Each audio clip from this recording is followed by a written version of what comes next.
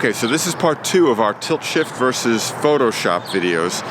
The first one we went into comparing the shift effect in lens to getting that same effect in the computer afterwards. Definitely check that one out. Also check out the video that we did about using a tilt shift lens. We really go into detail and show some really cool examples of exactly how a lens like this works. So this is a Canon 24mm tilt shift lens version 2, and I love using this lens. So basically when I go out and I shoot with this lens, I get questions like, you know, what does it do? And I explain it, and then the next question is, well, can't I just do that in Photoshop? And my answer is always, yeah, but it's not the same, and it might be the same. So that's why I've gone out to do these videos to compare the effects that you can do with this lens versus getting the same shots and trying to replicate those effects in the computer afterwards. So the first one was on shifting, this one's going to be on tilting. I think it's going to be a little bit more challenging in the computer afterwards to get the tilting effects in there, but we're going to take some shots and we're going to see how it works. So here I'm at Eisenhower Park on Long Island. This is the War Veterans Memorial. It's a really, really nice spot. I came here about a year ago to shoot for the first time. I had never been here before, and I ended up not even shooting. I just walked around for about an hour, read the plaques, looked at all the various different memorials and stuff that are here. So if you're ever in the area, if you live nearby and you haven't been here, definitely come check this out. So that's the little history, cultural lesson for this one.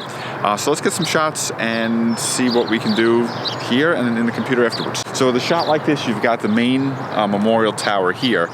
And there are some distracting things. There's off in the background over there, there's a Magna Care building. There's a smokestack with some smoke coming out of it. Off to the other side over here, you might not be able to see it in this. There's some construction cones and caution tape and things like that. So what we're going to try to do, what I sometimes try to do with this lens is, you can really control the plane of focus. So it's almost like using a lens wide open at like 1.4, where the depth of field is really, really thin. Depth of field here really isn't really thin, but you're controlling it. You can actually tilt the plane of focus so that you can control what's in focus, what isn't. Again, watch the other video that I did. I go into much more detail explaining that. But a shot like this, what I'll do is I'll get the shot all lined up, and then I'll tilt the lens in order to keep just this element that I want here. Here we go, just this part here in focus. So let's get this shot. Take you around here. We'll have some sun flare over my shoulder while I do this. Okay, I'm shooting at f4. It's a manual focus lens, so I'm going to manually focus. All right, so this shot is just straight without any tilt. And now, very carefully, without moving my composition, I'm going to tilt it. I'm going to refocus, and I'll get the same shot with the lens tilted. And now you can see what the lens looks like. Looks like I dropped my lens and broke it. But just snap it back into place. All done. So we're going to take a look at that.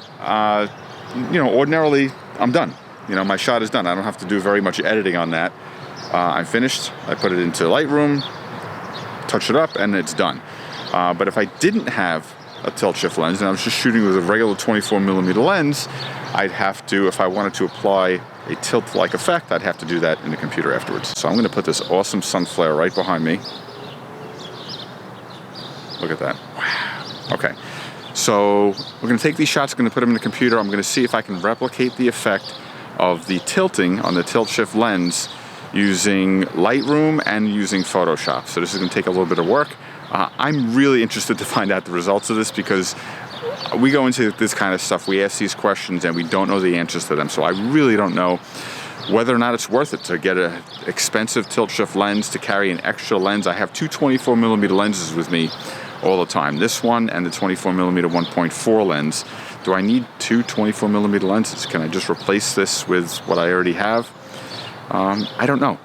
I've said in the past, you can do this in the computer afterwards, but it's just not the same, but maybe it is the same. So let's go find out. Okay, so I got the images into the computer, and this is kind of a big moment for me because I've been using tilt shift lenses for years and years, mostly using this tilt effect in all different ways: vertical, horizontal, being able to control the perspective and control the focus and the focal plane.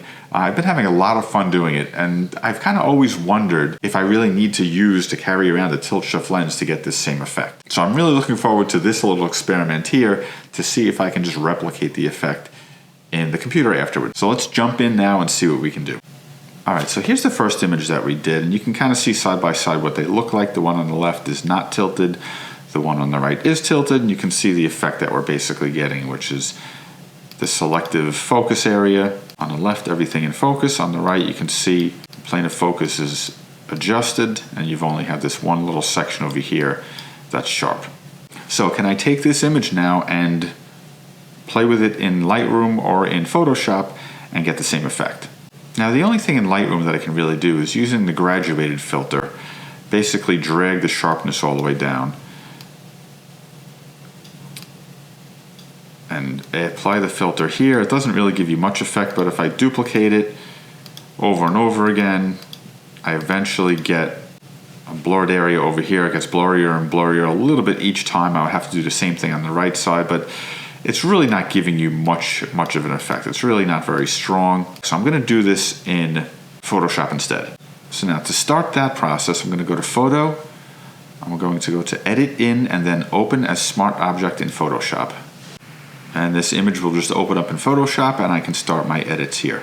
So I'm gonna wanna go to Filter, Blur Gallery, and then Tilt Shift.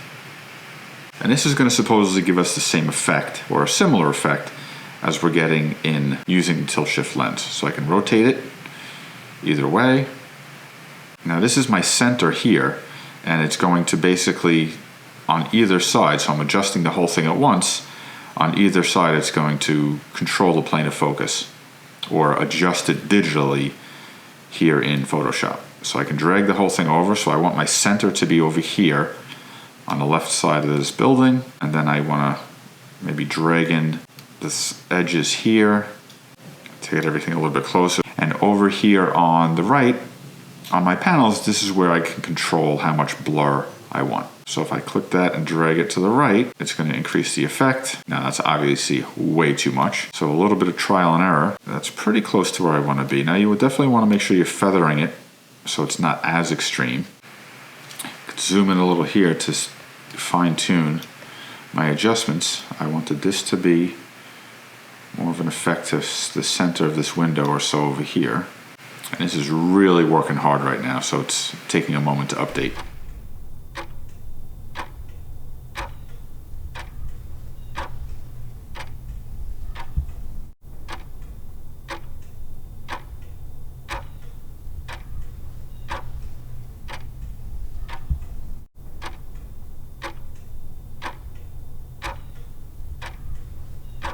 You can see it's still a pretty harsh transition from there to there. So maybe if I drag this out a little bit, it'll smooth out the transition. Again, you have to let it update again. Now, already I'm getting a little bit frustrated because I don't like sitting at the computer and doing this kind of stuff. So points for doing it in lens right now, because the fine tuning and tweaking of getting this exactly where you want it is a process. But now you can see it's a little bit smoother as far as the transition from blurry to sharp over here. I'm going to drag this a little bit closer to try to replicate what we got in the lens, and it's going to update again. Again, I'm going to tighten this up a little bit more towards the center. I'm just trying to match as close as I can what I had with the tilt shift lens. Now on the left, I think I have a little bit too harsh of a transition, so I'll pull that out. And I want to be a little bit tighter on the right as far as the blur being closer to the window. So one more time, let me update. So I think that's pretty close to what I want to see. Let's zoom back out, let's say OK. And I save this as a TIF file in the same folder where I have my original RAW file. So let's jump back over to Lightroom and take a look at these two. So on the left, I have the original image using the tilt effect and the tilt shift lens, and on the right, I have my edited image from Photoshop using the tilt shift blur effect. I didn't get the blur exactly right. You can see on the left here, there's a little blurrier on the edges. Over all the way on the left, I could have probably applied a little bit more blur over here. But it actually looks pretty good. I think the transition is still a little bit harsh on the edited version. I like the smoother transition here using the lens. You can see it's on the right hand side, it's much blurrier closer to the middle. And then as we scroll over to the left, these are pretty much exactly the same almost, but it's a little bit blurry here with the tilt shift lens.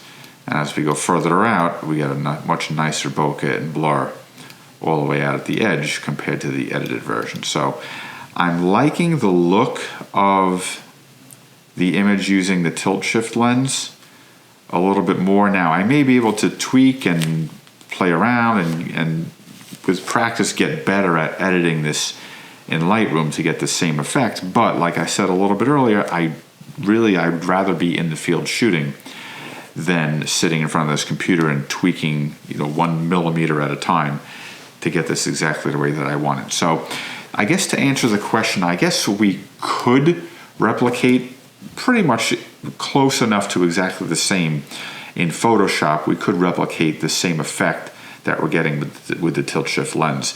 But a couple of things. First, like I just said, you're sitting in front of the computer a lot more and tweaking exactly where. And the other thing for me is, just like using prime lenses kind of makes me shoot with that mindset with the frame. If I'm just shooting with a 50 millimeter lens, I have that mindset and I'm composing based on that lens, and I'm making my images fit within the parameters of what I have with me. If I have the tilt shift lens with me and I say, okay, now I'm going to get a shot using that effect, I'm probably more likely to get the effect originally and get the effect that I want out of it if I'm doing it in lens on location as opposed to after the fact. So if I shoot all day long with the 24 millimeter lens, just an ordinary lens, and then go through all the images and say, okay, maybe that one I want to try to use the tilt effect on, and maybe that one I want to try to use a different tilt effect on in a different direction, and now I'm going to be spending a lot more time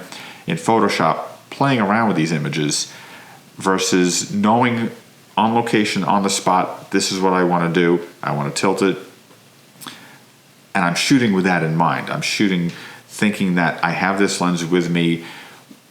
What can I do? When I come upon a scene and I'm shooting something, whatever lenses I have in my bag, maybe I have a 15, a 24, and a 135, and the 24 is the tilt shift. I'm going to work the scene with those lenses however I can. And if I've got the tilt shift lens in there, I'm going to maybe try to make something out of it where I might not even think to do it after the fact if I'm not doing it on location. I might not even think, okay, let's see how this works in Photoshop instead. And again, I'm going to end up spending a lot more time in Photoshop, and maybe then I don't want to do it. Maybe I just abandon it because I don't feel like shooting and then having to edit this for, rather than 5 minutes in Lightroom, for 15 or 20 minutes or a half hour in Photoshop to get the same effect.